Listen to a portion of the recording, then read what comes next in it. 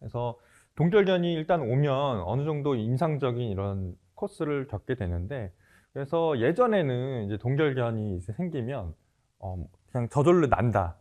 그래서 뭐 치료할 필요 없다. 이런 얘기를 또 많이들 하셨었어요.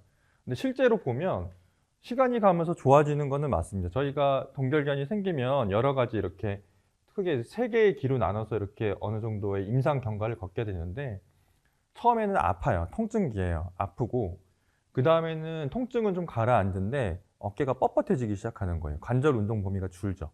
그다음에는 해동기가 있어서 어느 정도는 관절이 풀리는 건 맞아요.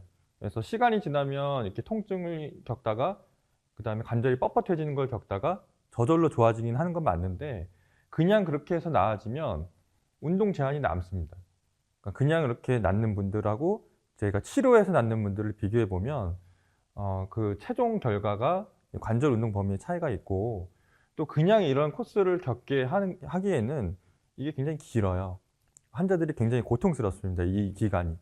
그렇기 때문에 치료를 저희가 하는 이유는 이런 마지막에 운동 제한이 남지 않게 하기 위한 것도 있고, 이렇게 좀 고통스러운 기간들을 짧게 해서 환자들이 좀 이렇게 고통을 겪지 않게 하는 그런 목적이 되겠습니다.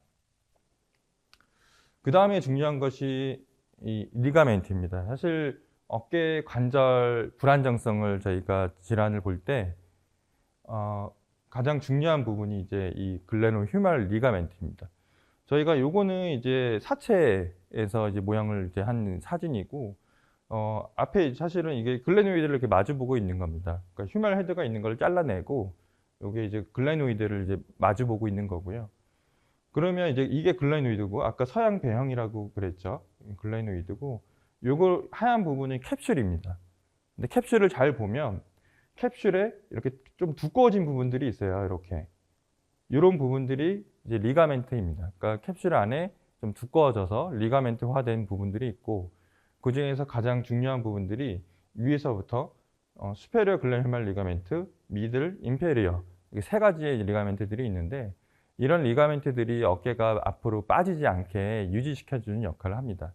그래서 실제로 저희가 어깨가 이제 빠지는 그런 질환들, 뭐 어깨에 급성 탈구가 있거나 재발성 탈구가 있는 환자들은 이런 부분들이 이제 찢어지는 거죠. 이런 부분이 찢어져서 안정성이 떨어지기 때문에 그런 재발성 탈구들이 생길 수 있습니다. 이제 그 환자한테 필요한 이제 영상 검사들이 이제 좀 필요하겠죠. 그래서 질환들에 따라서 이렇게 단순 방사선 사진을 찍어서 석회화 건염 등의 이제 질환을 이렇게 진단하기도 하고요. 필요한 경우에는 초음파 또는 이제 MRI를 촬영해서 회전근개 파열이 있는지 여부를 또 알 수 있겠습니다.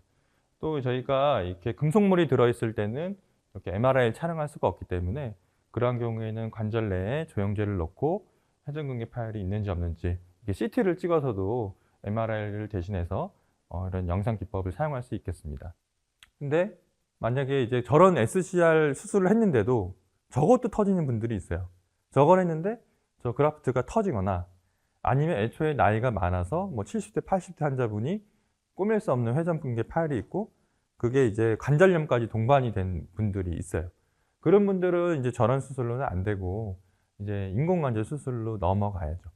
요게 이제 인공관절 수술을 하는 건데, 근데 이 회전근개 파열이 있어서 인공관절 수술을 할 때는 저희가 인공관절은 이렇게 두 가지 종류가 있거든요. 그냥 인공관절 전치현술이 있고, 리버스를 붙여서 역행성, 반대로 했다는 얘기죠. 리버스 숄더 아스로플라스티가 있어요. 두 개의 차이는 뭐냐면, 저희가 이 상완 골두를 보면 곰봉 모양으로 이렇게 원래 생겼잖아요. 이 모양 그대로 해주는 게 그냥 일반적인 인공관절 전치현술. 반대로 하는 거예요. 글레노이드가 튀어나왔고 휴메럴 헤드가 납작하게 들어가게 거꾸로 해주는 거예요. 거꾸로. 그래서 역행성 인공관절이라고 그러고, 그 회전근개 광범위 파열이 있을 때는 이런 수술을 해줘야 돼요.